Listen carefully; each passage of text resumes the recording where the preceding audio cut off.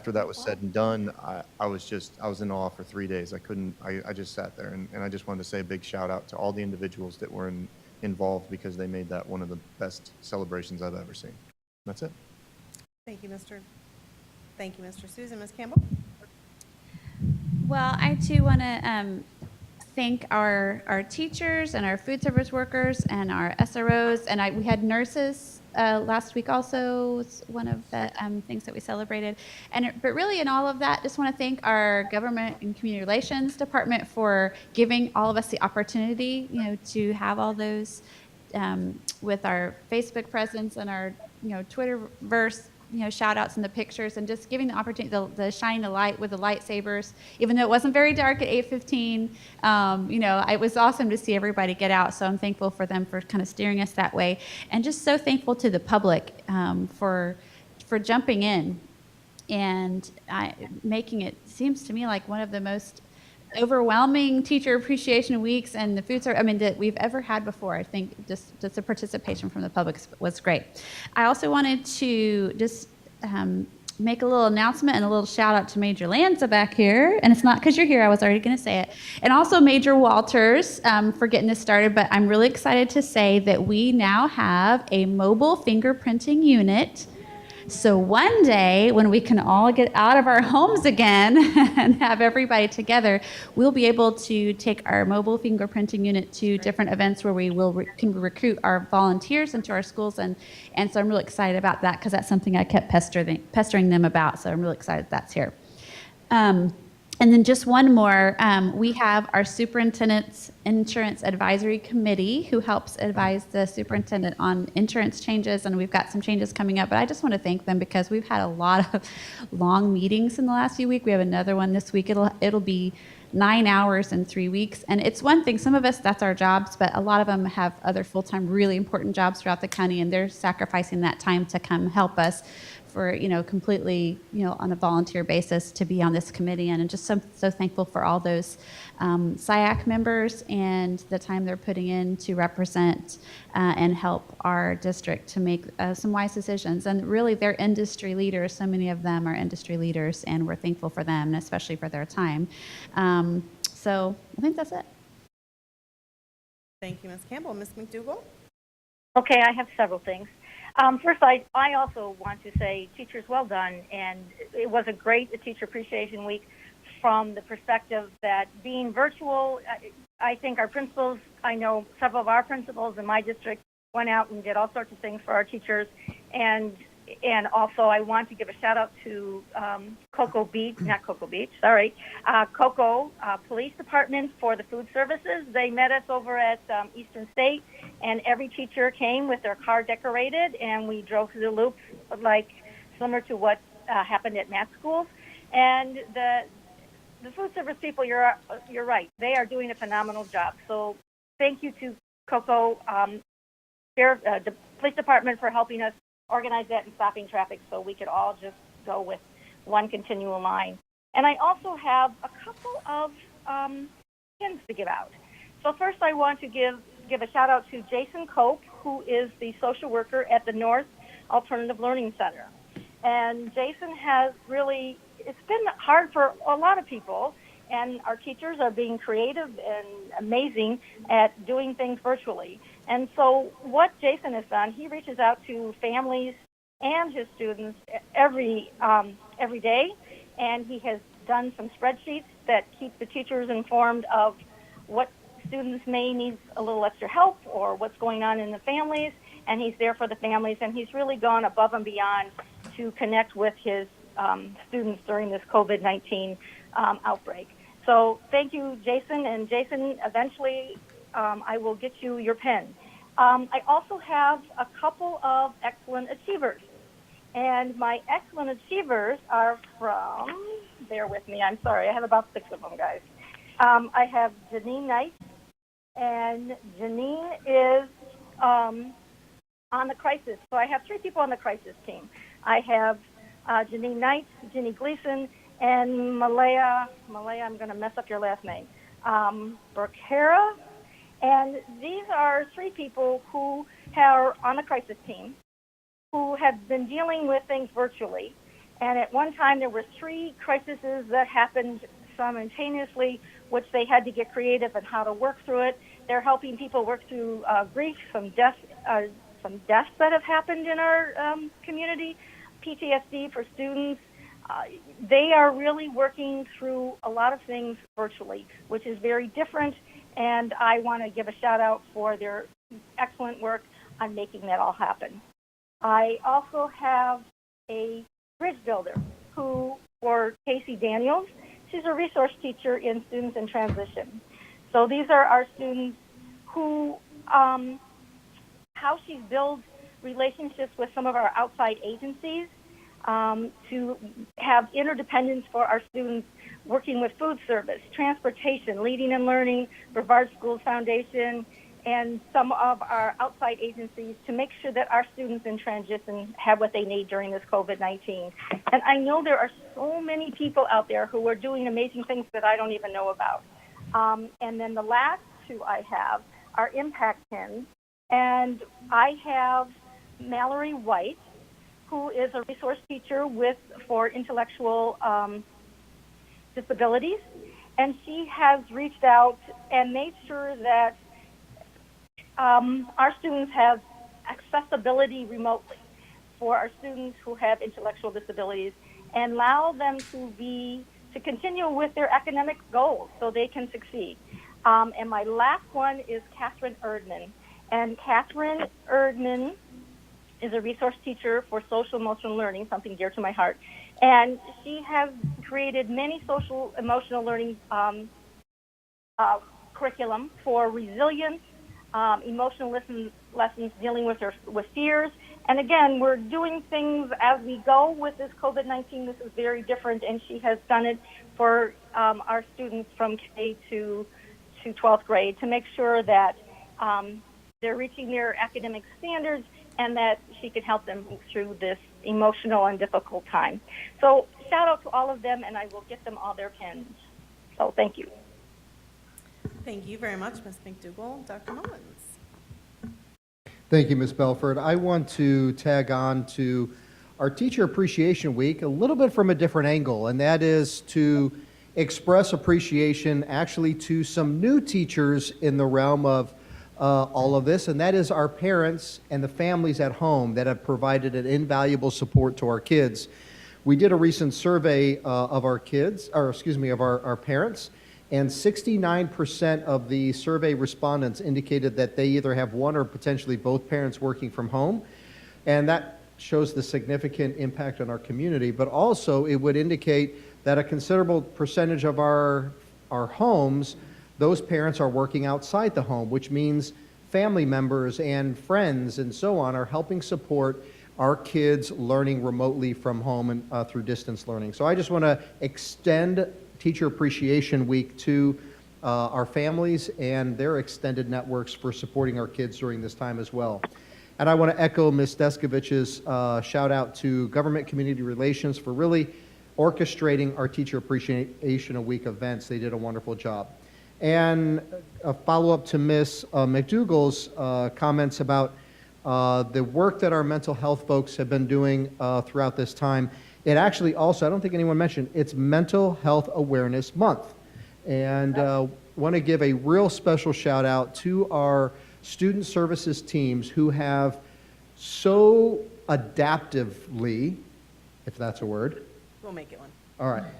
I was a math guy, remember?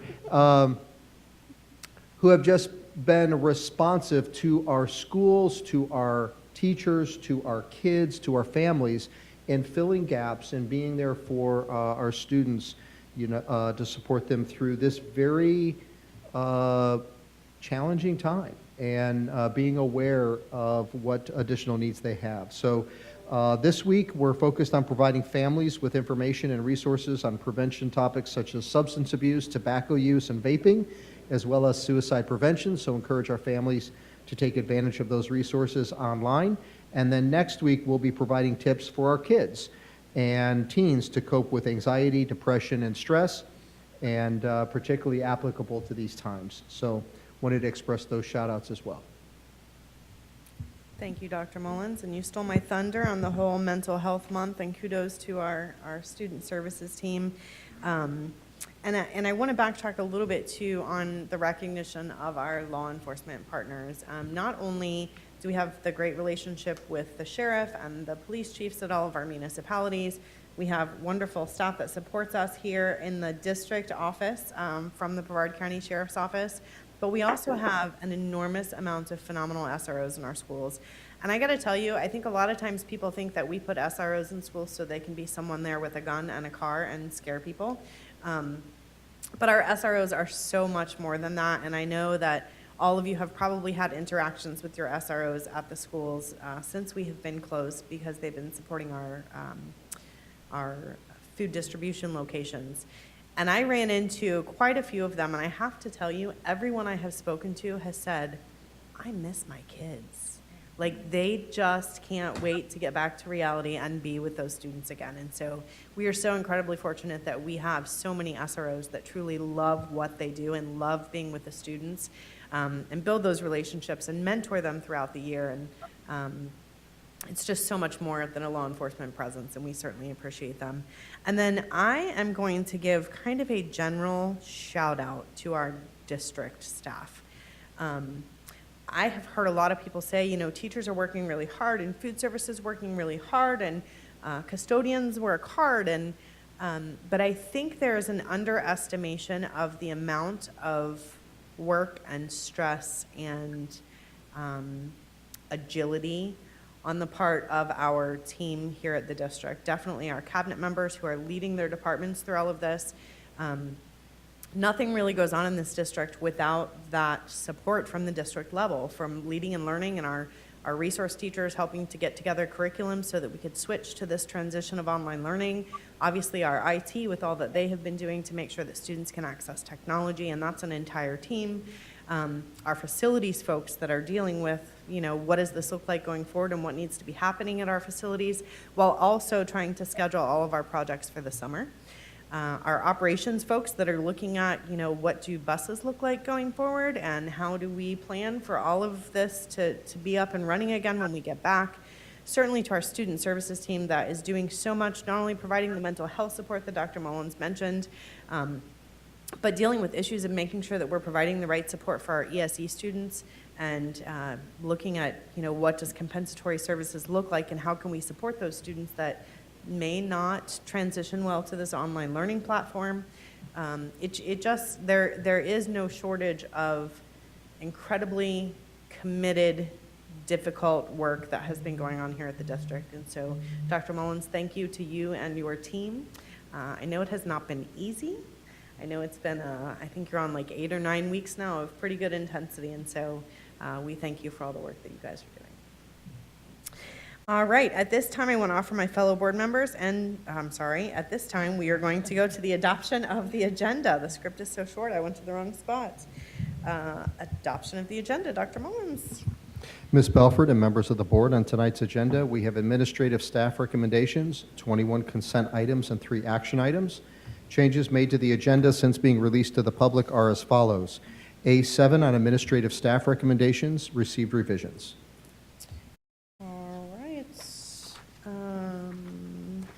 What are the wishes of the board?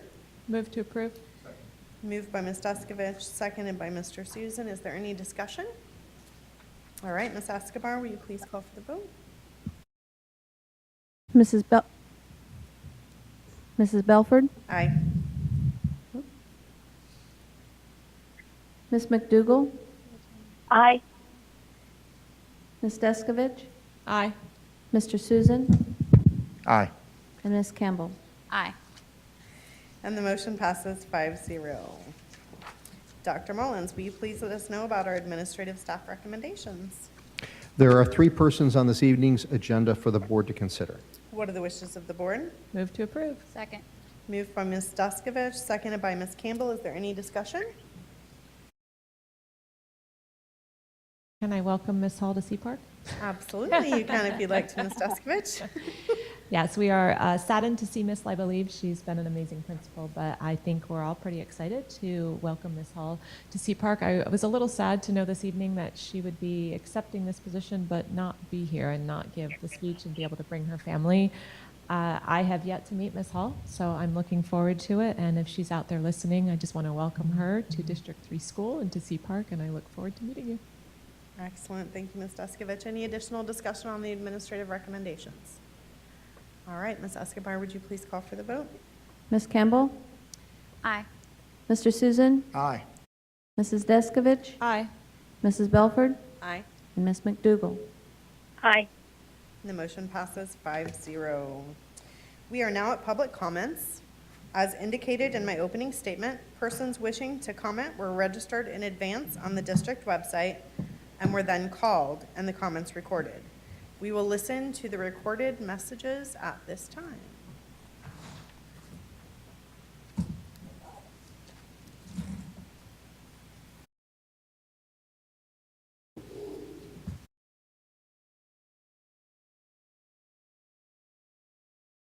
Good evening. My name is Russell Cheatham, Assistant Superintendent of Educational Technology. In consideration of the current health and safety concerns during the COVID-19 emergency, guidance from the Centers for Disease Control and Prevention, as well as the Executive Order 2091 issued by Governor DeSantis, it has been necessary to modify our procedures for public comment. Tonight, your comments will be recorded, and we will play them back under the public comment section of tomorrow's board meeting. Each speaker is limited to 3 minutes. A moderator will keep track of your time and ask that you conclude your comments when your 3 minutes have been reached. Always keep in mind that responsible decorum is expected at all times. Please keep your comments appropriate to children who may be listening at home. Before speaking, please state your name, the organization you represent, and identify the topic you will be discussing. We won't be answering any questions on tonight's call, but our staff will follow up with you if you have a question that needs our response. Thank you. Go ahead and press 0 now to leave your public comment, and we'll go ahead and have Taylor bring you right through to leave your comment. So go ahead and press 0 now, please. Okay, thank you. My name is Anthony Colucci. I'm the president of the Brevard Federation of Teachers. And just as a reminder, the Brevard Federation of Teachers represents about 5,000 employees in this district, the majority of whom voluntarily pay dues. As I reviewed tonight's agenda, I am once again concerned that this board is abdicating its responsibilities. The district needs direction, but frankly, there does not seem to be anyone setting the course. Time and time again and again and again, this board is not publicly discussing or acting on pressing matters at these meetings. At this point, I would say that the board's business in these meetings could be handled through email rather than a meeting. Where's the discussion about the massive premium increases and network changes to our health insurance plan that this board is considering? Where's the discussion or action on our leapfrogging MOU, where about 100 teachers are receiving less than teachers coming into this district with the same experience? Where's the discussion about how you will come up with money for raises this year when Tallahassee did not provide enough to cover significant raises for all employees? And no, I don't believe saying those things are handled in workshops is accurate. We just had a significant workshop with the district over health insurance, the sub-crisis, employee mental health, and teacher retention. Other than Ms. Campbell, the board hardly said a word. Go and review the minutes for yourself if you don't believe me. And now we're at a point where there are literally life and death decisions for this board to consider. Those decisions involve which precautions will be made to ensure the health of our students and staff when we return to school in a couple of months. Parents, teachers, staff, and community want and deserve answers. Instead, all they heard from this board up to this point is silence.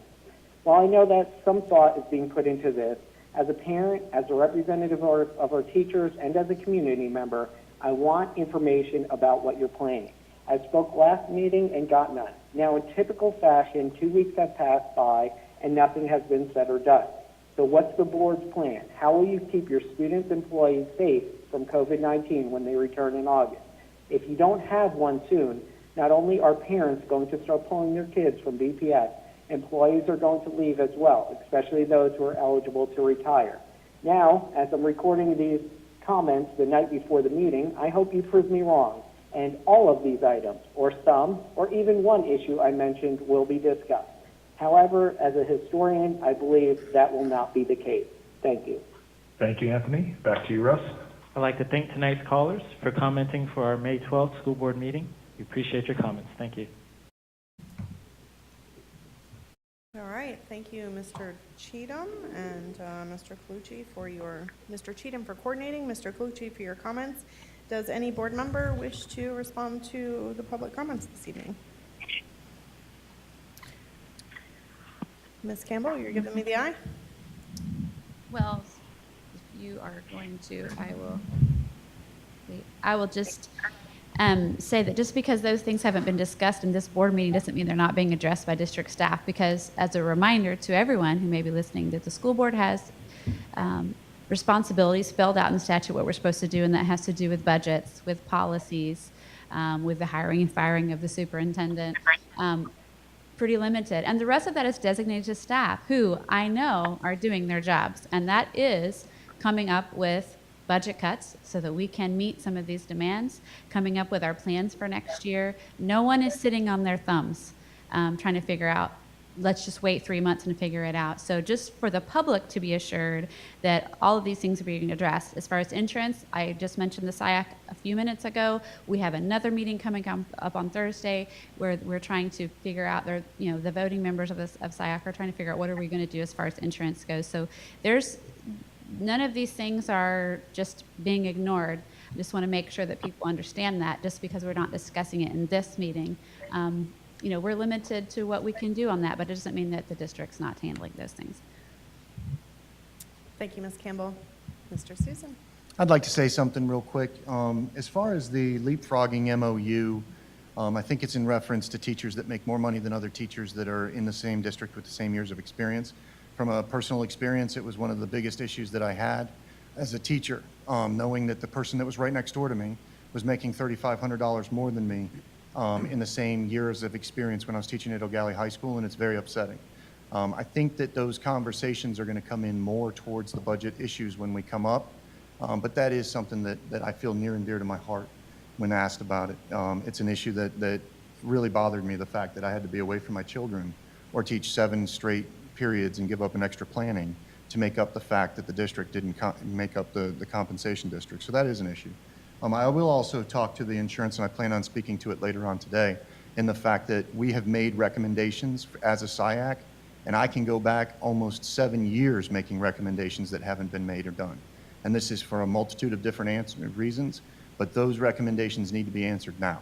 There's no doubt that if we go through the same process that I've been through for 7 years, sitting there where they make recommendations that don't actually make cuts inside of our budget, and they actually go forward with processes that just keep going through the recommendation process with no results, I think heads need to roll on this one. So I'll be answering that stuff later on. Thank you.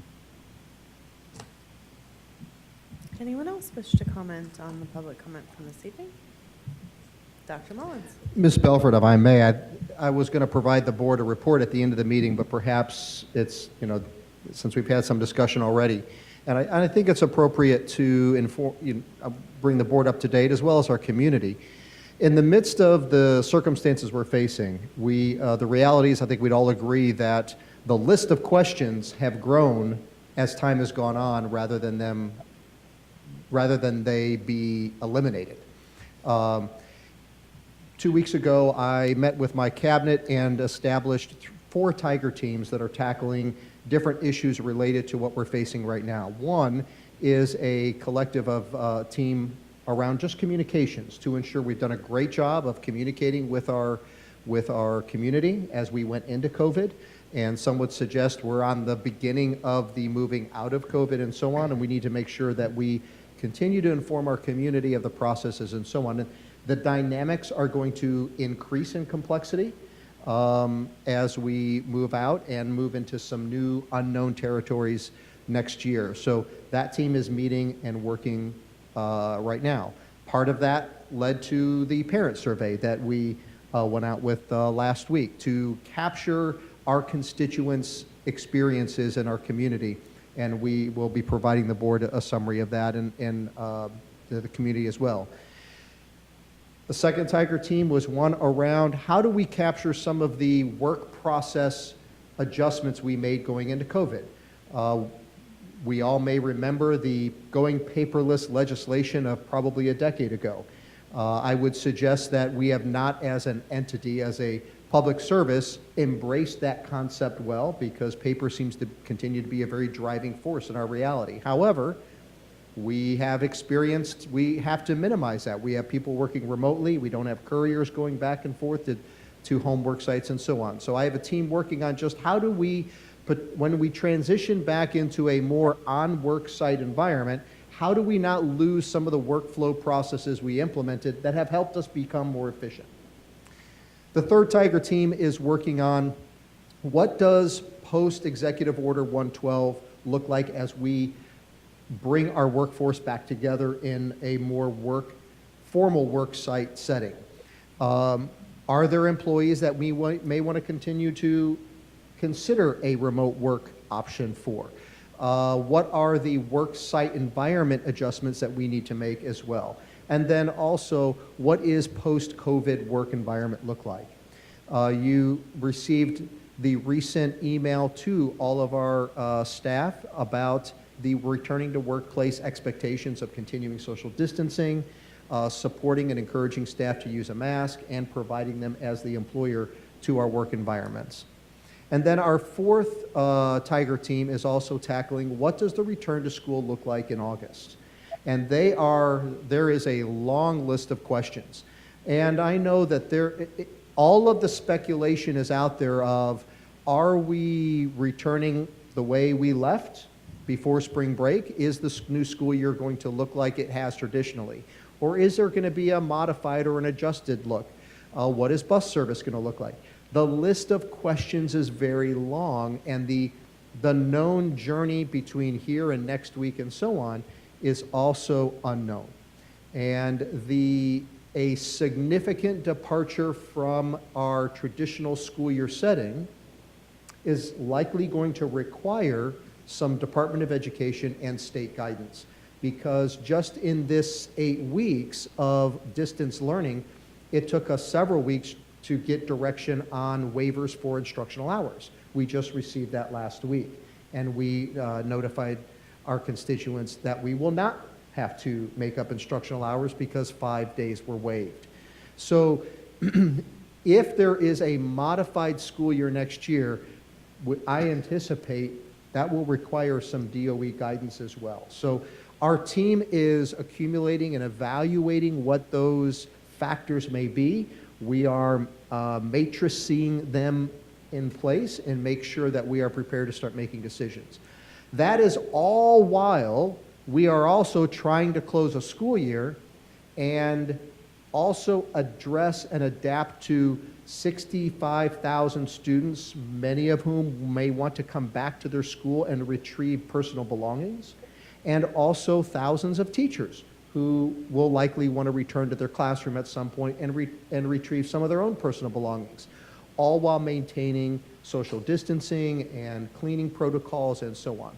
So the tasks that are before us, both in the immediate and in the forward landscape, are not a small task, but I assure the board and I assure our community we are actively working on those things, and as they become known and we have more information that we can share with our community, we certainly will, as we have been through this process. So I appreciate the mantra we have adopted for this season in our world, which is grace and flexibility, because every day and every week new unknowns are presented to us, but we will continue to tackle them with valor and commitment and dedication to our constituents, our employees, while upholding absolutely the health, the wellness, and the safety of all of those that we're entrusted to look out for, both employees and our students across the community. Thank you. Thank you, Dr. Mullins. And I would echo the sentiments of the unknown, which I think is really important to realize. As board members for our community, we are continuing to engage with our colleagues throughout the state, through our state organization. I can't even tell you how many webinars I've sat in on about reentry and from the physical plant standpoint, from the mental health standpoint, from, all of the different elements that we need to be considering and suggestions in those areas, as well as communicating with board members from other districts around those issues. And so we certainly are looking and we are planning, but things are literally changing continuously. And so are we working on a plan? Absolutely. But we still are dealing with significant numbers of unknowns. Whether the state is going to allow us to start school on time this year, what that's going to look like if they do. Do we need to be delayed? Little things down to if we can fit 80 students on a school bus right now and we have to social distance them, we're looking at approximately 12 on one bus run. Do we have a bus driver who's wearing a mask? So when our kindergartners step on the bus in the morning, are they going to be frightened by a bus? I mean, there are lots of details to be considered and worked out, all while things are changing. Because I would remind our community that we don't have yet a signed budget from the state for next year. So we still do not know definitively what the budget is going to look like for this coming school year. We know that we're hearing up to 25%, or maybe even beyond 25% adjustment into next year for next year's budget potentially. We don't know what the state's going to give us as far as leeway in determining what things look like when we come back and how much of that's going to be mandated. So there's a ton out there of unanswered questions, and I think the entire district is committed to ensuring that we communicate with our community, with our constituents to the best of our ability. But understand that sometimes we have to wait for information as well. And so we're doing our best to get that information out there. And sometimes there are processes. The SIAC committee, the health insurance issue was mentioned. And quite frankly, the role of the SIAC committee is to bring recommendations to the superintendent for him to bring to the board. It's not for the board to go in and make decisions without the input of the SIAC committee. In fact, if I were a SIAC committee member, and the board opted to move forward without taking the input of the SIAC committee after I had invested, what did you say, Ms. Campbell, 9 hours in 3 weeks, I would be pretty frustrated. And so sometimes there are process issues that slow us down, and sometimes it's just us waiting to get the information that we need in order to make the decision. But I assure you that there is no one that is not working our best to ensure that when we are able to come back to school, whatever that looks like, that we can keep our students and our staff safe. And that is our primary focus. So thank you all for your input on all of those different subjects. That is going to move us into the consent agenda. Dr. Mullins. There are 21 agenda items under this category. Thank you, Dr. Mullins. Does any board member wish to pull any item? Mr. Susan? The one that I pushed over. F17. Mr. Susan has requested to pull item F17. Is there any other request for items to be pulled from the agenda for discussion? All right, then I will entertain a motion to accept the consent items with the exception of item F17 pulled for discussion. Move to approve. Second. Who made the initial motion? I did. Moved by Ms. Campbell and seconded by Mr. Susan. Is there any discussion? All right, Ms. Escobar, would you please call the vote? Mrs. Belford? Aye. Mrs. McDougall? Aye. Mrs. Descovich? Aye. Mr. Susan? Aye. Mrs. Campbell? Aye. All right, and the motion passes 5-0. All right, Mr. Susan, I will entertain a motion on item F17. I defer to my colleague for her statements first. We have to move to approve. Oh. Yeah, we need a motion, and then we'll open for discussion. Second. Who moved? I'll move. Mr. Susan moved, and Ms. Campbell seconded? Sorry. All right, that will open for discussion. Ms. Descovich, Mr. Susan has deferred to you. So I've spent quite a lot of time on researching this, and I cannot hear you through the microphone. I'm sorry. Thank you. Closer? Is that better? Yes. Okay. This is an employee that's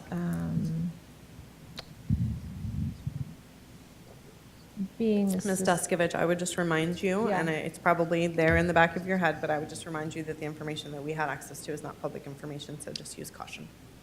Yes, I was looking at the exact wording on the agenda so that I could use the exact public words. So This is the suspension of an instructional employee. I can say that. I am interested in discussing with you all the possibility of, I don't want to just move to table it, but I'm interested in doing that. I want to see if anybody, if this was just one issue on the agenda that really bothered me, or if the other of you have concerns. And it's not so much what staff has done or what this employee has done as much as it is our own policy and our own administrative process, because I found many issues in both of those. And so in my opinion, I feel like we're jumping by taking action here when I see flaws in our process. And I don't know if we want to discuss that in a workshop, or maybe if we could give guidance to Dr. Mullins to have his staff look into. We adopted the administrative procedures, it looks like, in 2008, and the policy was updated in 2014. But the policy alone quotes another policy of ours that does not exist. And then the way the process has for taking action is out of order from how it should be. So I was speaking with Vanessa Skipper from BFT, and she's interested in grieving this, but she doesn't want to do that till after we vote on it. And I feel like that's all backwards in the way the process should be. So I wanted to open it up for discussion more than anything. That's why I pulled it. Mr. Susin, I'm curious to hear what your thoughts on why you wanted to pull it also. Can I pass to Ms. Campbell and get her overall opinion on the topic? Yes, I would. I will tell you that I've actually already had initial discussions with a few people on a particular, on our facilities use policy that kind of became was part of this discussion in the discipline, and one that I already talked to Dr. Mullins and some other people about, changing as far as allowing private lessons on our campus, and that comes from, I was taught private lessons at a school in Texas. I actually was a private teacher who taught voice lessons during the classroom. But I will tell you this, as much as I would like to see that policy, I think it would benefit our music programs, I will say this, that we have many wonderful music programs across our district who are able to do those things without violating this policy. And they do it day in and day out. And it's not something new, it's not something unknown. And for this employee to have actually been previously disciplined, and for this reason and knowing that it was there, I just, I have to support the superintendent's recommendation on this, because the way you change policy is not by going around it. You have to go through the process. And I want us to go through the process so that we can have the possibility of allowing this activity to happen on our campuses. But you don't go around that way.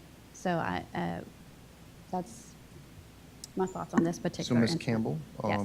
you're saying that you feel that the policy that that is being used in order to reprimand the employee needs to be changed, and you don't believe that the policy is sound, but you're willing to reprimand the employee because other places have followed the rules. This is the rules, and they didn't do this. That kind of. Well, not necessarily. I wouldn't say it that way, because there's several policies that were broken, as far as our ethical conduct and things like that, and our security issues, as far as keys go. I'm saying that there's something that I would like to see, and I've actually been approached, by, someone who would like to see this as change as well, to say, hey, is there a way for us to open this up? And I'd like us to take a look at that. But the policy is what it is right now.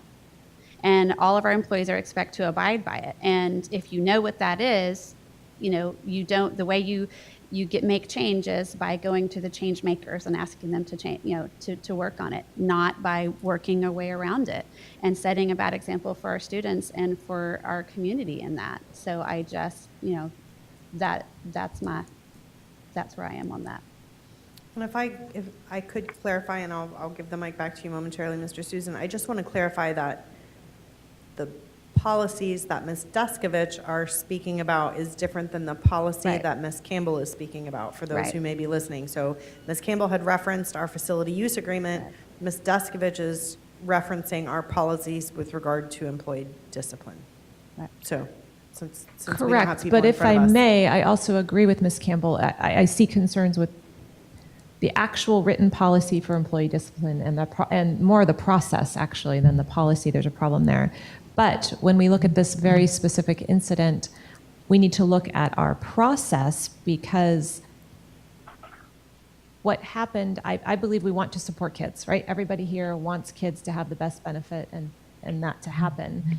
And I think this employee also wanted that, but I think Ms. Campbell is right. He circumvented the policy or the process. And so I think we just need to look at that or ask Dr. Mullins to have staff look at that so that there is an above board, correct, clear way for these employees to help kids in the manner that they want to. So, Ms. Descovich, if I could ask, just for clarity, it sounds to me like you want policy review and potential revision. Are you wanting to not take action on this particular incident until we've been through the entire policy revision process, or are you just wanting discussion about let's work toward policy revision going forward?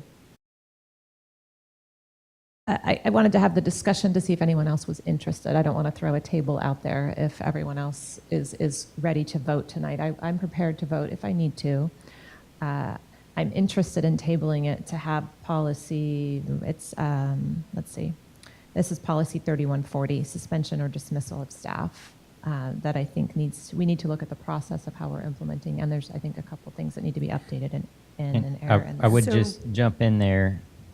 You can't alter policy that's going to be applied to this employee in the future and then bring him back. Whatever, this item is still going to be here when you take it up based on the policies as they were when the violation was committed. So you can change the policies. If you could do it tomorrow and you said we're going to walk in tomorrow with these new policies, these old policies are still going to apply moving forward. I just want you guys to know that as you sit here and consider I understand that, Mr. Gibbs.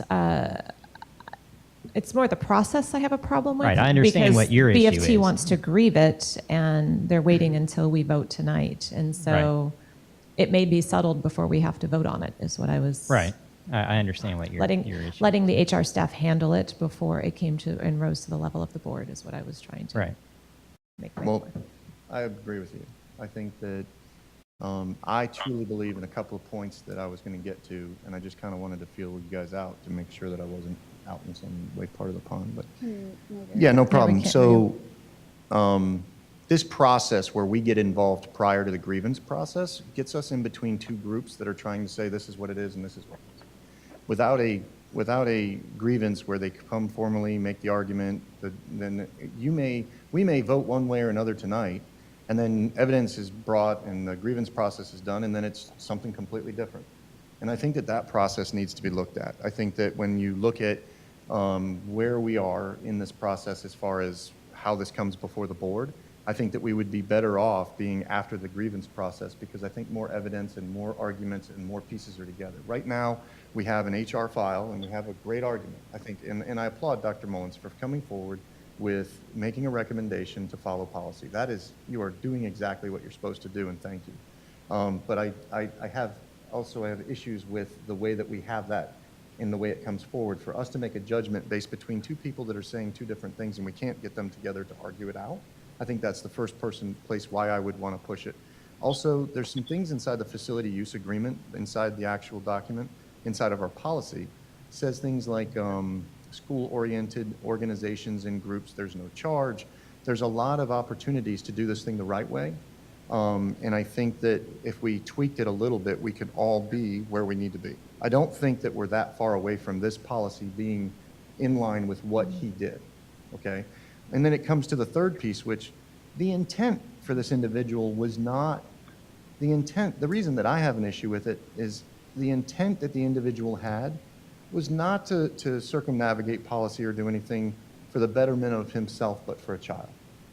And I think that that's where I have an issue, is when you are going through a policy and you are trying to do what's right for a kid, and then we go after it. That's another issue. So I would love, there's a litany of other things that I just think I need to be asking questions, and instead of just creating this whole room full of questions, answers, backs and forth, where we don't have it, I would love to pause, make a recommendation to wait 2 weeks and come back with it until we can get some of these other things worked out.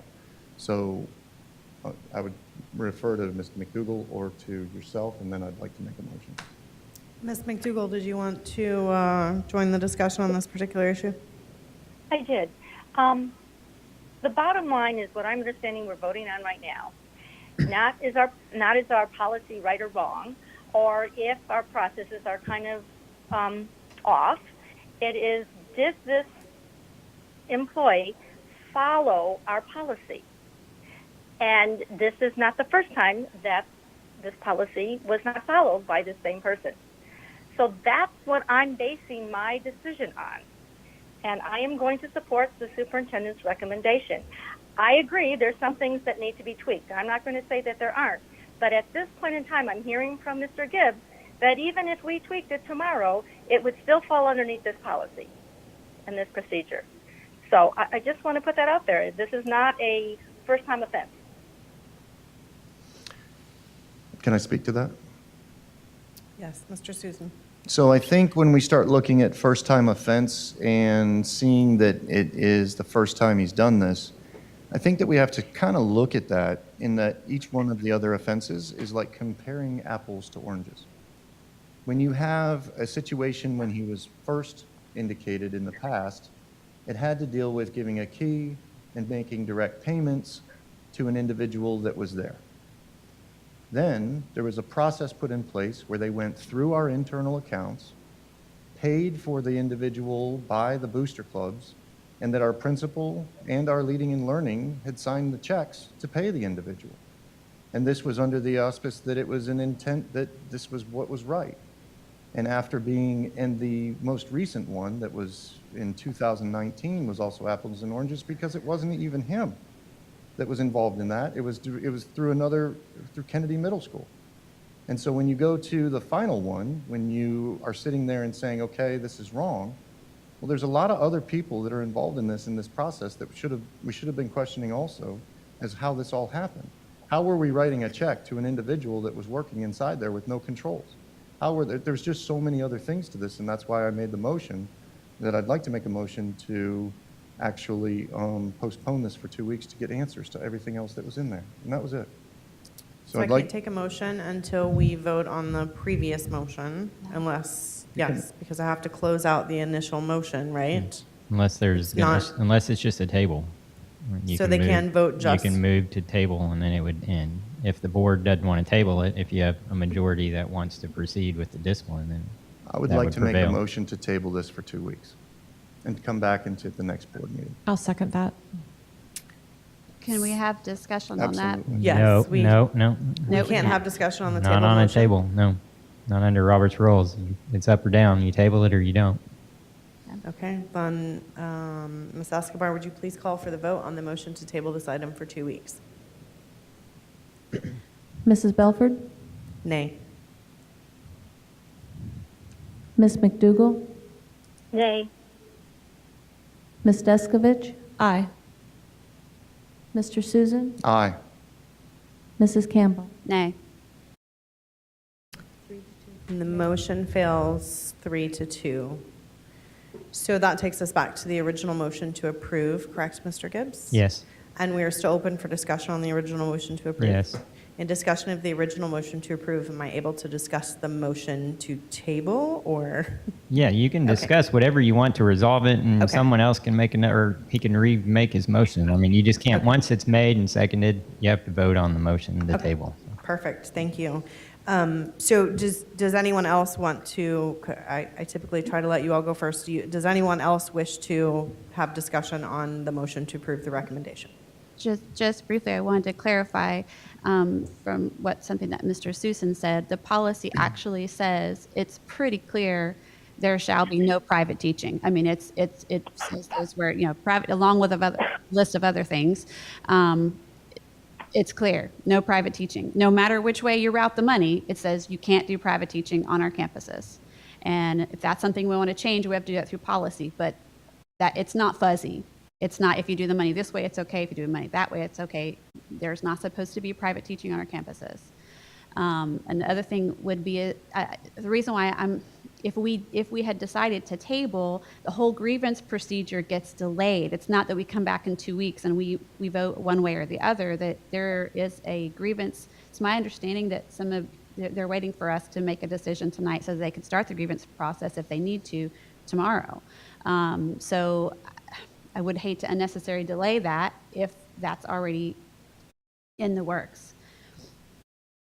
Ms. Thank you, Belford, Ms. if I may. Campbell. Ms. Descovich? There seems to be a difference of opinion because BFT believes they have to wait for a vote tonight, but Dr. Theddy said they didn't have to wait for a vote tonight. And so the point to table that was to kind of work that out so that BFT could grieve it and maybe it would get resolved. I feel like the last stop should be the board. It shouldn't go board back around, Yes. which is, I think that's what Mr. Susan was saying too. So that was my point in trying to postpone, Ms. Campbell. That's exactly right. I think that I would like to have all of the facts on the table. You talked about no private lessons at the school. If you fill out a facility use agreement and you have a consultant come in and do it, they can literally provide those private lessons. No, they cannot, not to an individual student. We have consultants come in and they do percussion sectionals and small group settings, but you may not do a private lesson on our campuses. That's what our facilities, our policy, and our administrative procedure says. Mm-hmm. Ms. McDougall, did you have any additional discussion on this item? No, I said what I wanted to say. Okay. So I will wrap up before we call for the vote, unless, of course, you all, this spawns something else. I agree with you, Ms. Descovich and Mr. Susan, on process. I think it's something that we definitely need to look at going forward, both policy and process. I think there's definitely an opportunity for us to ensure that the process going forward is something that the board is comfortable with, and of course falls in line with our collective bargaining requirements as well. My fear is a policy issue is not something that's going to be resolved quickly. And I feel like there is still, even with a board vote tonight, the opportunity for the grievance process to start and for the decision to be changed, right? So Human Resources and working with the BFT representative could come back and say, well, we have found, factual differences and make a different recommendation. But like you, I got the information that they are waiting on us to make a decision. And so let's make a decision. Let's let the process work, and let's start working on our process and policy is my thought on the situation. So, I am certainly open to them making the decision that is in the best interest of the employee going forward. And I think, we need to count on our staff and BFT to work together and figure it out. So, and Pam, if you would just make note of our need to take a look at that policy and process as we go forward. Any additional discussion on that before I ask Ms. Escobar to take the vote? I just want to say, everybody up here agrees that the process and the policy that we are about to enact, we want to change. This individual went forward to try to do what was right for the child, not benefit himself. And I think that it is up to us, who are the people to make the decisions in this room, to make that decision and move forward. And that's why I tabled it. And that's it. Thank you. Thank you, Mr. Susan. All right, Ms. Escobar? Can I just be clear what we're voting on at this moment in time? Yes, Ms. McDougall, you are voting on the motion to approve the superintendent's recommendation on this item. Thank you. You're welcome. Mrs. Belford? Aye. Ms. McDougall? Aye. Mrs. Descovich? Aye. Mr. Susan? Nay. Mrs. Campbell? Aye. And the motion passes 4-1. At this time, we are moving to the action agenda. Dr. Mullins. Ms. Belford, there are 3 items under this category. First is item G30 on department school-initiated agreements. What are the wishes of the board? Move to approve. Second. Moved by Mr. Susan, seconded by Ms. Campbell. Is there any discussion? All right, Ms. Escobar, if you would please call the vote. Mrs. Belford? Aye. Ms. McDougall? Aye. Mrs. Descovich, Aye. Mr. Susan, Aye. and Mrs. Campbell. Aye. The motion passes 5-0. Dr. Mullins, Next, we have item G31 on procurement solicitations. what are the wishes of the board? Move to approve. Second. Second. Oh, Moved by Mr. Susan, and we're going to give that one to Ms. McDougall. Any discussion? All right. Ms. Escobar, if you would call the vote. Mrs. Belford, Aye. Ms. McDougall, aye. Mrs. Descovich, Aye. Mr. Susan, Aye. and Mrs. Campbell. Aye. All right, and the motion passes 5-0. Dr. Mullins, Item G32 is on naming of the new South Vieira Elementary School. what are the wishes of the board? Move to approve. Second. Moved by Mr. Susan, seconded by Ms. Descovich. Is there any discussion? Just in case anyone didn't pay attention to the agenda, the name of the new elementary school that we're voting on tonight is Vieira Elementary. All right, any additional discussion? All right, Very Ms. creative of the committee. Yes. All right. Ms. Escobar, if you would please call the vote. Mrs. Belford, Aye. Ms. McDougall, Aye. Mrs. Descovich, Aye. Mr. Susan, Aye. and Mrs. Campbell. Aye. And the motion passes 5-0. We are now at the point of board discussion points. Mr. Susan has indicated that he has a couple. Do any other board members wish to add anything to the discussion points for tonight's meeting? No. Hearing none, I will turn it over to Mr. Susan for a discussion about pre-K and insurance.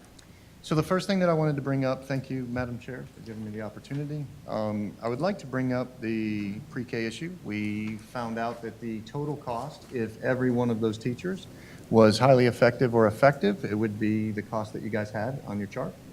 I believe that this is within our scope as far as a school district, that we have the duty to pay these teachers who align perfectly with actual classroom teachers. And I would like to see that these individuals receive their best and brightest. The main reason that I believe this is because when you break down each one of the jobs and duties that a pre-K teacher has, they align more with an instructional classroom teacher than any other profession that we have inside of our school district. And I just wanted to sit and tell you guys that already Broward, Leon, Hillsborough, Lake, Gulf, Lee, Wakulla, Okaloosa, St. John's, and many other counties have actually made up the compensation for their best and brightest pre-K teachers. Currently, as we speak, they are the only employee group that was discussed on that sheet of paper that actually has an AS400 roster. They are completely evaluated directly exactly the same way as an instructional teacher.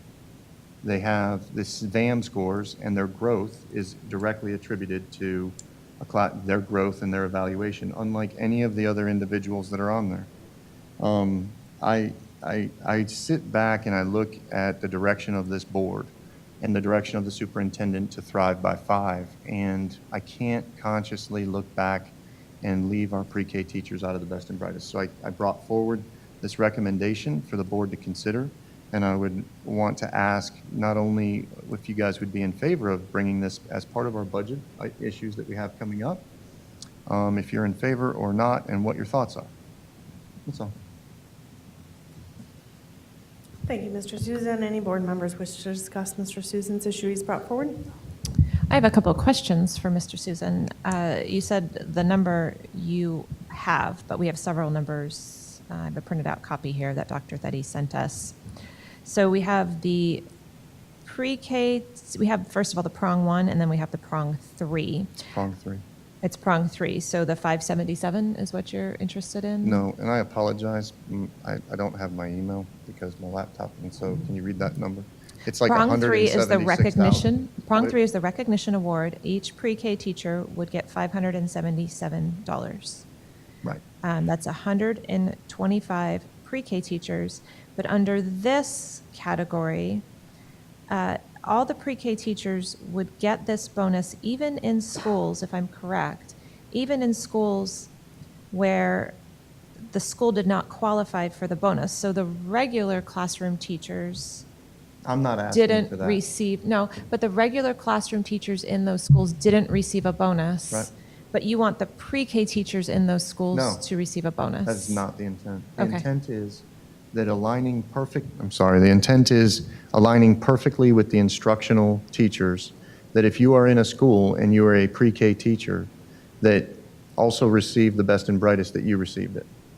Not asking to cover pre-K teachers that were not a part of their schools not being best and brightest. I'm only standing for the pre-K teachers that were rightfully so, I feel, should have been included due to the fact that everybody else in their school that was an instructional teacher received the best and brightest, and they did not. I hope I'm getting this all correct. So I think that's prong one. Does anyone else have this printed out, looking at it? I do have it, and I see that Dr. Theddy is in the back of the room. Dr. Theddy, would you mind approaching just for clarification on that? Because I think that's, that's an important point, the variation between the prongs. Yeah, if Dr. Theddy, if you could tell me if the prong one or the prong three are the ones that include just the schools that receive, which I think I might have that reversed. Prong one was the prong that is just for the schools that were identified by the state. Okay. Prong three encompasses everybody in statute 1012.01 A through E. So that covers the paraprofessionals and the other teachers. It's the recognition award. So what you're talking about, what I understand Mr. Susin to be asking, is the prong three for the 125 pre-K teachers that teach at all the schools, and the 167 pre-K paraprofessionals that come under that statute, that section of the statute. I was not including the paraprofessionals. I just wanted the actual pre-K teachers along with, and the ones that are inside the schools that actually receive the best and brightest award. That was the intent of what I asked. Just as a point, Dr. Theddy, correct me if I'm wrong, though, if we have the paras, if we don't include them, the other paras at that school did get this award, but the pre-K paras wouldn't. That's correct. If we did that. And so one of my concerns, I mean, I still see that we have the options of prong one and prong three. Prong one, I know you're advocating for pre-K teachers, and heaven knows they deserve the bonus as well. But the list below of the other, what I consider teachers, is not included. So media specialists, you say they don't have an AS 400 list, but I know the media specialist at my son's elementary school, she's on the wheel. She has Absolutely. more students in her class than the traditional classroom teacher. And so, what about her? No, But they do get prong three. But they don't get prong one. Right, but Mr. Susan's just talking about prong three, and those media specialists and guidance counselors did get prong three, correct? Yes. That's correct. Yeah, that box says it has the media specialist received prong one. No, that's the amount. Okay, the amount. That if we wanted to give them prong one, it'd be 470,000. Got it. That's correct, Mrs. And, Descovich. and let me start by saying that there's absolutely no, our media specialists are amazing. They support. My argument was that they already received a portion of the best and brightest. This was a way for us to take care of our pre-K teachers because they didn't. Okay. I will tell you, you're 100% right. Like our media specialists, every time I go in to borrow a library, just to do work, they are literally a classroom in there every single time. And my close friend is a media specialist. So I totally wholeheartedly agreed. I just don't want our people to be left out. And there's a reason behind it, is retention and recruitment. A lot of them are moving up to try to fill in jobs that are in our K through threes because they're qualified for it. And it's just part of everything that we stand as a district, Thrive by 5, retention and recruitment, everything, to just say this is right by our district to do it. And that's why I brought it forward. So I just want to make sure that we know exactly what you're proposing. So you're proposing prong three recognition award, the 66, did you do that, Dr. Theddy? I think it was me, sorry. The 66 pre-K teachers. Now, Dr. Theddy, those 66 teachers are the ones that are, is that all pre-K teachers, or is that the one just in the schools that were identified by the state? If you are clarifying what Mr. Susin is asking, prong three would be 125 pre-K teachers, because prong three is not just the schools identified by the state. It's Okay. every pre-K teacher who would have gotten effective or a highly effective. That's correct. Okay. So that's where I have a problem. I mean, I want to support pre-K teachers, but to give a pre-K teacher in a school a bonus where where a non-pre-K teacher didn't get a bonus because the state didn't identify that school seems unfair. Absolutely right. So let's back up and give them Okay. the award that the actual instructional teachers did for Boston, right? Which is prong 3, because all of the every instructional employee, including media specialists and guidance counselors, who got in a highly effective or effective last year, got prong 3. Yes. Correct. Okay. So except for our pre-K teachers, and our paras also got prong 3. So, Mr. Susan, you're looking for $168,484. Does that sound like the number Yes. that you have in your Yep. recollection? Okay. And might I add that everything that the pre-K teachers do aligns perfectly with our teachers, instructional. And this is more so just for the notes for going forward as far as making an argument in Tallahassee. These are individuals that have VAM scores. They are rated exactly the same on their evaluation forms. They go to school every day and have an AS 400 that they go and they plug in. They have attendance. They have to do home visits. There's 1,000 things that they do that perfectly aligns them with classroom teachers, and they keep getting left out. And the fact that they've got paid the last 2 years on the best and brightest, and we're leaving them out again. So we've fought to get them the money the last 2 years, and now we're telling them no. And remember when we made that stand, and Mr. Susan, I don't believe that we paid pre-K the last 2 years. we did. I think we made an adjustment for media specialists because we were able to get the state to approve them All to my be pre-K included in the teachers best said they got and brightest allocation. Dr. Thetty, can you? We have not paid pre-K teachers. They aren't part of the statute, and they weren't last year. We went back and double-checked that. They all think they got paid. Yeah, Okay. I think that's I think that's an important clarification because last year we did push to include media specialists in the best and brightest allocation because we could identify that they had a class assigned to them and they were included in the statute. And so, not saying yay, nay, or anything, Mr. Susan, I just want to make sure that we're dealing with I correct do want to information. make the point tonight, and this is why it's just so frustrating for this year, is that after this, I've heard from some pre-K teachers that they're discouraged and frustrated, but this is all over. This is the last year. Hopefully it doesn't come back this way, but moving forward, just in case people haven't kept up with the legislature, assuming that everything gets signed by the governor, moving forward, pre-K is included specifically. Wording, including pre-K teachers because best and brightest is no more in the teacher salary adjustment that we're anticipating to happen, moving everybody as close to 47.5 as they can. They're included in that. And I think we're moving in the right direction. So it's frustrating that here's this last year of best and brightest and they were left out. So no matter what we do, I just want to encourage people that moving forward, that is not our media specialists and our other instructional employees, but our pre-K teachers are included in that language specifically. Dr. Thetty, can I ask a quick question? You indicated in the discussion about who got prong 1 and who got prong 3 that all other instructional personnel got prong 3. So basically either every instructional person at the district either received prong 1 or they received prong 3 with the exception of pre-K and pre-K paras. Prong 1 only went to the teachers who met the requirements at the schools that were named by the state. Mm-hmm. Prong 3, we had to pay it out in order. We had to start with the prong 1 with the retention award, then we had to go on to the recruitment award, and then the money that was left over was left for all instructional personnel to include instructional paraprofessionals, our instructional assistants, with the money that was left over. That's the $577 a person.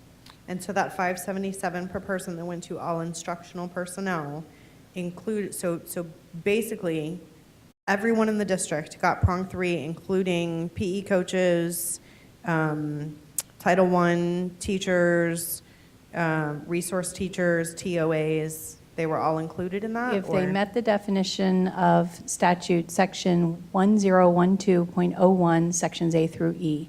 they would have gotten it provided they were highly effective or effective.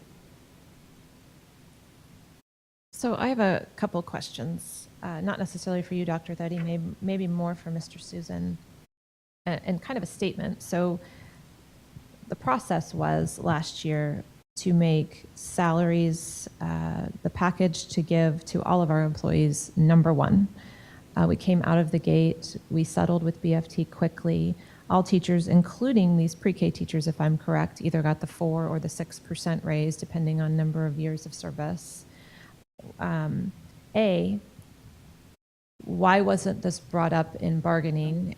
And B, we asked Dr. Mullins to get every penny he could find and put it into that to support a substantial raise.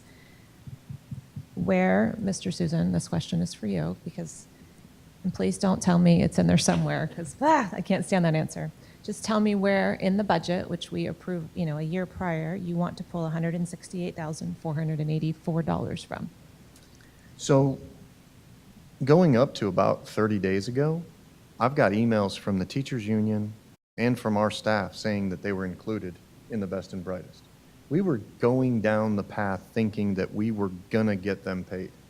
There was no need to turn around and have a budgetary item in the event that they weren't or anything like that. I mean, the union even sent out an email saying that they were including them. So this But for became, next year. for now, like, no, that this was what was coming out for the best and brightest this year was going to be including them. Along with us, we thought that they were going to be included. And to go back and say, well, we're not going to do it because, or we're questioning this because we didn't have a budgetary item for it, or, I mean, this is a philosophical question. Do we include the individuals that are working for us that are left out? Or do we find a way through statute, through budget, through everything else to say no? We, as a school district, have the number one plan is Thrive by 5, which takes these people and puts them at the forefront of our strategic plan. And we are sitting here today saying that these individuals who didn't get the bonus, best and brightest bonus, that we can wait until next year. There's other issues. You brought up a great point, like, hey, what about next year? We got this great raise coming and everything else. They still get retired at an earlier age for drop. There's more work to be done. They still got, sure. like, it's just, if I could just say, it's like pulling off an old Band-Aid. I mean, every single time these people go to get to the podium, they get told, you're a little different and we'll fix you later.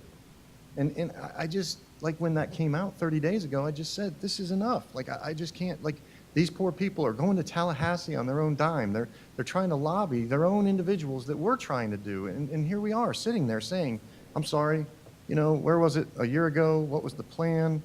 It'll be better next year. They hear that every single year, and we just got to come through for them.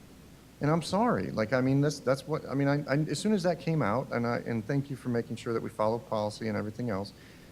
As soon as it came out, I immediately started sending out emails. As soon as we found out they were not included in this year's Best and Brightest. That was the reason behind it. Okay, so I'm sorry to keep pushing you, No, but I think you need to. I absolutely want to support our pre-K teachers. I am behind what you're saying. I understand it's clear, but I need to be responsible with our funds. So I need to know Absolutely. where we're getting the $168,484 before I can support your plan here. That's all. Unassigned reserves. It is. Unassigned reserves. So we have 3-point-something% unassigned reserves, or are you talking about in our If you would actual? like me to comb the budget that I requested, the $500 and plus, and show that we have money in different places, I can find it. We had $200,000 in our school board account that was being rolled over every year. I'm sure that there are enough rollovers that fell into reserve accounts that we could find the money for these individuals. It is a Again, one-time. you and I have had this discussion on many issues now. I'm not comfortable with we're going to find it somewhere. I'm very comfortable with pointing to a line item, showing me the dollars, and me supporting that. So I will be behind you 100% if we can point to it and go, here it is.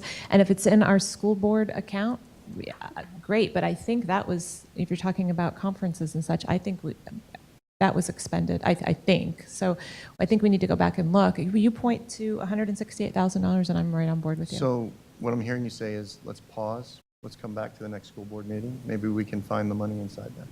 It is a one-time, non-recurring expense. That's So- one thing that I do appreciate, because we could dip into reserves or contingency. I don't love it, but if it's a one-time expense, unlike the magistrate's recommendation, which was a recurring expense and I was uncomfortable with, this is a one-time. It's not going to keep hitting that bottom line, keep hitting that reserve. I can consider that. I'd prefer if we find it somewhere else. That would be great. But I would consider that for sure. Is there any additional discussion on Mr. Susan's pre-K issue? Does Ms. McDougall want to say anything? Ms. McDougall, did you want to weigh in? I know. Okay, you good? I agree. I think we all want to make sure that they're compensated. I have a concern of where are we getting the money? And I like that it's a one-time expense. And you're right, Mr. Susan, they do. Oh boy, I'm losing it. They really have the same responsibilities, and they work the same way as our teachers. I am dismayed that our legislature cannot see that, and I think it's been very unfair for them all these years. And I am thrilled that they are included in the teacher compensation with the 47.5. But I get concerned when we're looking at significant budget cuts this year. Where are we getting the money? And if we can find the money, I'm in. I'm definitely in. Can I say something real fast? Sure. If we can't find the money in reserves, then I truly believe that we as a board should try to find the money in other places. And I'll explain the reason why behind this. We consistently say we don't have the money to things that are needed, that are more important than other things that we're spending money on.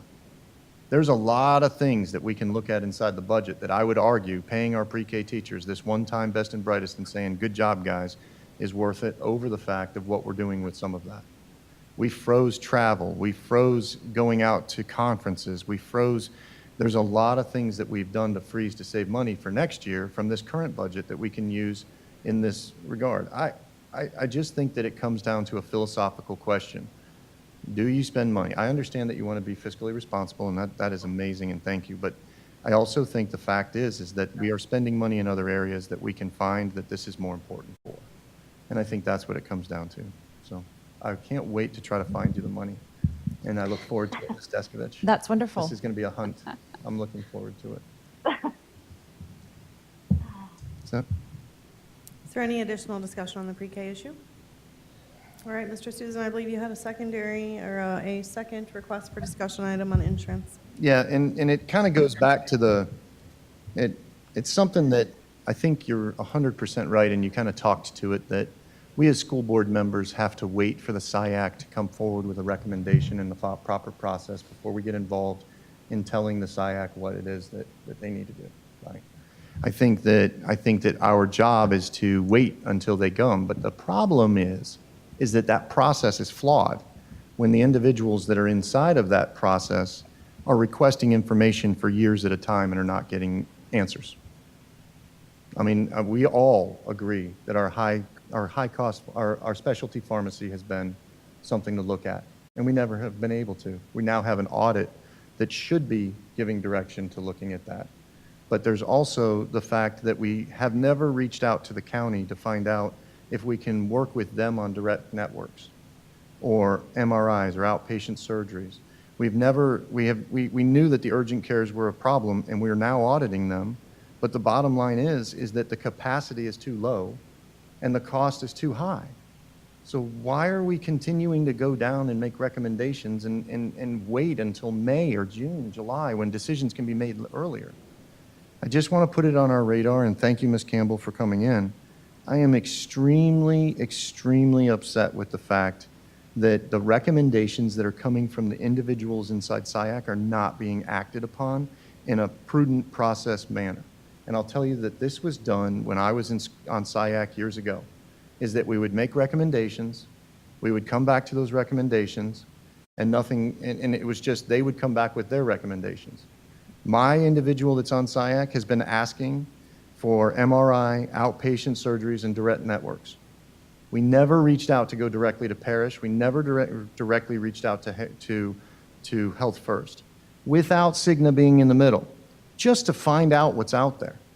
We didn't, there's so many things that are being on there, and I wanted to take tonight and say that we need to focus on making sure that our representatives that are on the SIAC are being heard and that they are actually, that their issues are coming across. Right now, we have an audit to go out to pharmacy, and there's a couple of ways that that can be looked at. I am concerned that we are not going to be looking at the specialty drugs and the rebates. And I was looking to Dr. Mullins to make sure we are going to be looking at those two areas with that audit. Is that correct?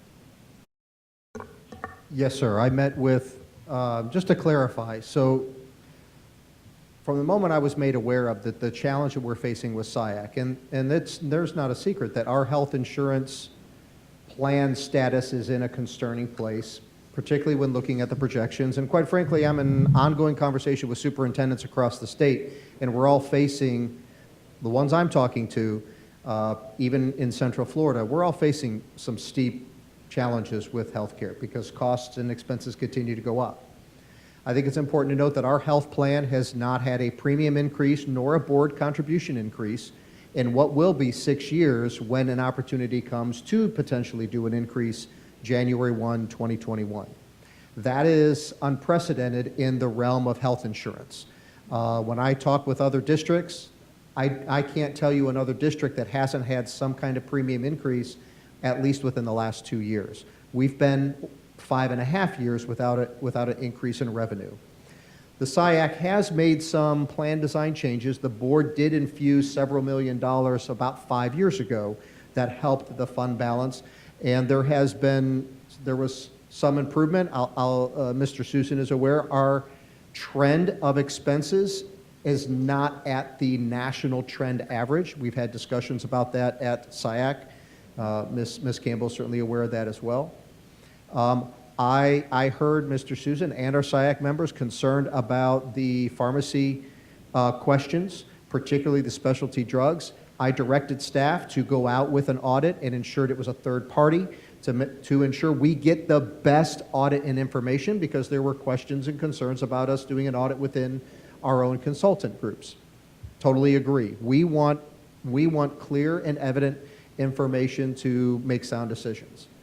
When our consultant came and presented the result or their suggestion of what data was indicating was the potential savings of our well care clinics, I wasn't satisfied. Now, I don't think the board was either during our joint board SIAC meeting in February. I called for an audit of our well care clinics. I believe our insured individuals are entitled to know exactly how their plan is performing. And if our consultant can't give us clear and evident data, then we need to have a third-party audit, and we're in the middle of that right now. I meet with RSM tomorrow to discuss the status of the audits.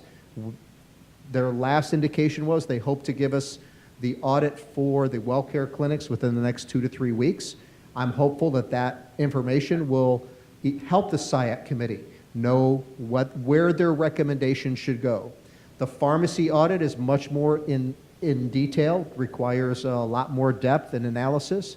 I met with one of our SIAC members who has been very passionate about the specialty drugs. Met with her and our consultant representative from Aon and had an hour and 15-minute conversation and provided follow-up, and they're providing data that we're going to make available to that SIAC member as well. So, Mr. Susin, I don't disagree with that there has been work needed to be done, but I don't want there to be any confusion that I am not driving that work to be done, because I have all the same concerns that are expressed here, and that is, number one, is our plan doing everything to provide the best service it can for our employees?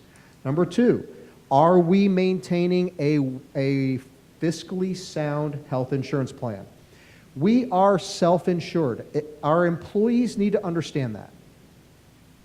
The proposition to go to a fully insured plan has been suggested to be upwards of an additional $20 million in recurring cost. Annually, at least $20 million more.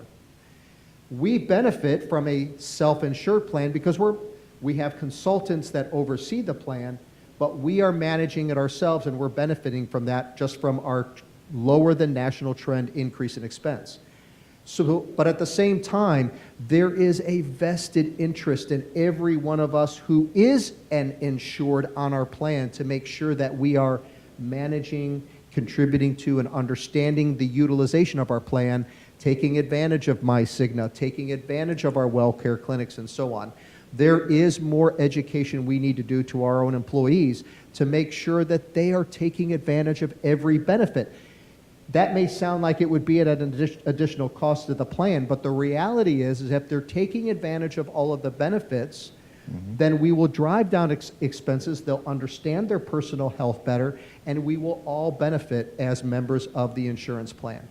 I want to give a shout out to the union. During our board union workshop a few weeks ago, they acknowledged that as well, that we all have to own the communication and the education of our health care plan to our employees and make sure that they're taking good care of themselves and they are utilizing the preventative health care benefits of our plan as well as the other benefits.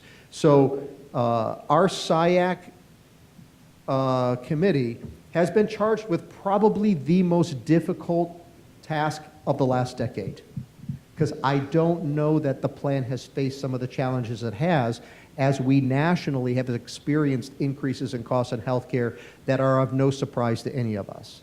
So the challenges they're facing have been significant.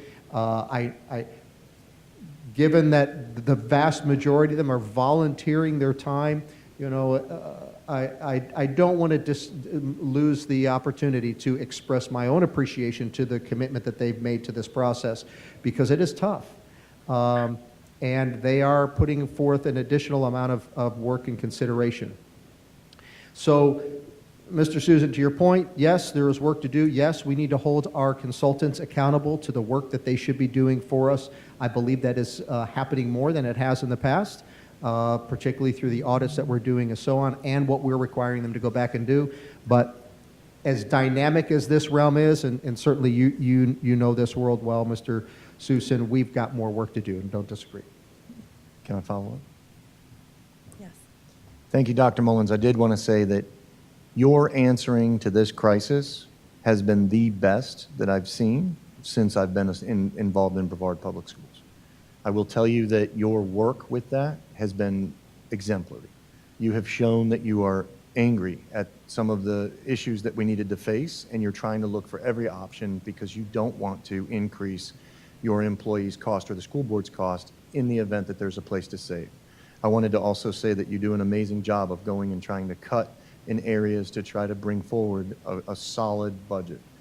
I do. I didn't mean that rant to come off in any other way besides the fact that we are in a crisis, and I didn't want this time period to go by and us be looking back at this and saying, well, we still got no capacity in the urgent care centers. Our education plan can get better. And I think you're doing an amazing job. I did want to throw that out there. I did just want to make sure that our audit that we are doing is looking at the specialty drugs and the rebates. Is that correct? Yes, in fact, I meet with RSM tomorrow by conference call to get an update on the pharmacy audit, and we'll reiterate that is absolutely our expectation as well. Awesome. If I may, I talked to RSM last week also, and not only are they auditing the specialty pharmaceuticals, they are not auditing them back to the contract only. They are, but they're also going to audit them to actual cost. And that's what we've been, I need to give her a shout out while we can. Dawn Butterfield, who is my representative on the SIAC committee, she's been asking for that for a long time. And so Dr. Mullins made that happen with RSM. And I think we've actually connected the team leader of RSM with Ms. Butterfield so she can explain, because she is the industry expert on our committee, or at least representing me, so she could explain exactly what she needed to understand the specialty drugs. So just wanted to thank her and Dr. Mullins and RSM.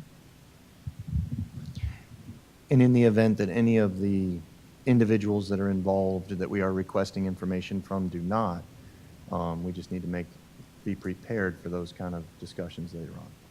There's been other school districts where they've been told that they can't get certain information, so we just need to be ready to answer that when time comes. There's one more thing, and then I'll be done, in relation to insurance. Every year, at the end of the year, we have individuals who put their money into our task card, and every year, money that we don't spend falls out of our task cards to the bottom line. This is pre-tax dollars, so what has happened is it falls to the bottom line of the budget every year. It's in about $50,000, $60,000. I would like to look at, we would get more individuals that would buy into the task card if we allowed them to have that money come back to them taxable at the end. Meaning that, just so everybody understands, and let me explain it, if you put $100 on your task card, you just saved us $7 as a district. So when we educated our employees 7 years ago, those individuals, we saw the largest spike in task card flexible spending account in our history, which saved us close to $250,000 in payroll taxes because it's pre-tax. So the amount of money that we would save by putting that together would be astronomically larger than the small amount it would take to say anybody that has over $200, we can put it back in their check at $200. I think it would be something to look at, because it's a sad thing when at the end of the year, some of our teachers, because of one thing or another, didn't spend all the money that they had, and then they go back to their school and they say, don't put the money on the task card because if you don't spend it, it's gone. The district takes it. And I would like to change that rhetoric into something else. That's all, just something to consider. We probably need to check into the legal ramifications. I'm not sure with an FSA that you can get that back. There are rules as far as it has to be a uniform and consistent. So let's say you contributed and Mr. Susan contributed. Mr. Susan used all his. Mr. Susan's still getting a piece of that pie, even though you didn't use all yours. He's getting more. So he paid $100 in. Let's say it comes down to everybody gets $20 out of the pie that's left. That includes Mr. Susan, who used all the money he contributed. You can't weed out people by saying, well, you used yours, so you're not included in the class. Right. So It's even if everybody I had that $100 still in there, I still only get 20. Yes, everybody that contributed has to get it, and the IRS code says it has to be uniform and consistent. There's definitely an education part of that can go out as far as the benefit to people. I think, Even if it comes back taxed. Yep. So the money comes back because we as a school district take it and spend it. Yeah, and that's why districts don't do it. That's why districts that offer flexible spending don't give that money back. One, it's a nightmare to kind of track how much and everything, but then they also feel the unfairness of, well, Tom spent their $5,000, they maxed it out, they spent all their money. Susie only spent half of her $5,000, but Tom's going to benefit at the end of the year because you have to include it. The IRS code says it has to be uniform across the board. So if you participated, you have to be in the class that gets some of that money back. You can't pick and choose. You can't take the individuals that paid into it and had leftover money. You have to just take all the money and give it right back. All the money to has to teachers. be divided by everybody who participated in the program. So if you participated, like I said, if you used all your $5,000, but she only used $2,500 of her contribution, she's going to get the same piece that you're getting, even though you used all yours. And so you end up paying less. You really paid, if it's $1,000, $4,000, even though you're paying taxes on it. Whereas she paid $5,000, and she's. When was the last time you looked at that? This year. Dang it, Gibbs. Mr. Susan, but to your point, I want to, for our listening audience and for our members, and you may remember, it was a few years ago, law did change that allowed individuals to roll forward leftover FSA funds, I think up to 4 months or 3 months. So it can't be cashed in, but it can be used for expenses in the coming years. So it's not and that was expanded. Is that? I don't know the I'll tell you specifics exactly on that what it one, was, but because it was my battle with Susan Stanley. She said we couldn't do it. And I had the emails, and this is funny you said it. I literally was looking at my emails 2 days ago of that conversation back and forth. and it's that you can roll up to $500 through Yep. for the next year. And the 3 months of difference is because you can return receipts that you had paid in the fiscal year for 3 months to offset. And then it was brilliant. I mean, it was something that we needed to do, and we did it. But yeah, no, you're right, Dr. Mullins, and that does need to be communicated correctly, because the piece out there, but I still would like to look at that with you, Gibbs. I'd still like to look at it. I'm not a tax expert, but that was my understanding when I read the IRS code, was it has to be uniform and consistent, so you cannot weed out those who maxed their benefit out versus those who didn't. Is that something you just did on your own? Like you just looked at the IRS code? It came to me through finance. Mr. Susan, are you an NCIS fan? Where's this going? Where is this going? Somebody knows. So one of the lead characters on NCIS is Gibbs, and they all call him Gibbs, almost exactly with the same like inflection that you refer to Mr. Gibbs. I like this. I'll have It to must be watch like that. a subconscious thing with you or something. No, my daughter watches that a lot. I think You probably hear it in the background. maybe that's Yeah. what it is. Yeah. All right. Is there any additional discussion for this evening? Ms. Belford, if I may, can I just clarify board direction related to the pre-K? I want to make sure that I meet the board's expectations moving forward. Yes, and I have clarified with Pam, so my understanding is that we are awaiting Mr. Susan to bring us the pot of gold. So there is no action at this point. I think he is going to do his research and bring forward some opportunity for funding that going forward, is my understanding. Can I get a head nod from the board members? Can we ask Mr. Susan to do that in collaboration with the superintendent? Yeah. Absolutely. I can't get Yeah. the numbers unless I get them from the superintendent, so. Yeah, can't I mean, just- I'm happy to help look also. I just think we need to identify the line item where it is And or we the can start with several line the items. It's going to be the Space Coast Daily dollars. I know one thing. And that's just from the property. How much are we renting that I know for? I know To Space one Coast thing. Daily? I know one thing Space that we Coast can Daily Park. I know one thing we can get rid of that would cover the cost, and it's reoccurring. So I'll make my suggestions. Thank you, Mr. I will Susan. follow up with Mr. Susan this week. Thank you, Dr. Mullins. I do have one question for you, and I forgot to mention it to you earlier. It's not something that I need answers on tonight. I just want to put it on the radar. I don't know if you saw the article yesterday that FIT is canceling their football program. Yes. Curious as to the economic impact that is going to have on the district. If you could just follow up with us at some point. It doesn't have to be anytime soon. Sure. I was aware of that, and we already made the connection that they have an agreement with us for the football stadium, advertising, and so on. So we are looking at that and evaluating what the impact is. Bring it to the board as soon as possible. Some of those dollars go directly to Palm Bay High to support, so it's going to hurt them. I think for that sure. it was with FIT, not the FIT football program, so it holds. Well, they're not going to need the stadium any Well, longer, they made so the agreement. it may be a one-year agreement. I'm sure that Palm Bay High is going to see some loss there. Should have let them drink and hang with more people. Matt. They're not losing all their sports. All right, Ms. McDougall, did you have anything you wanted to bring forward before I call this meeting adjourned? No, I'm okay. Thank you. So if I find this pot of gold, everybody's in favor of giving it to the pre-K teachers. Can't wait till you find.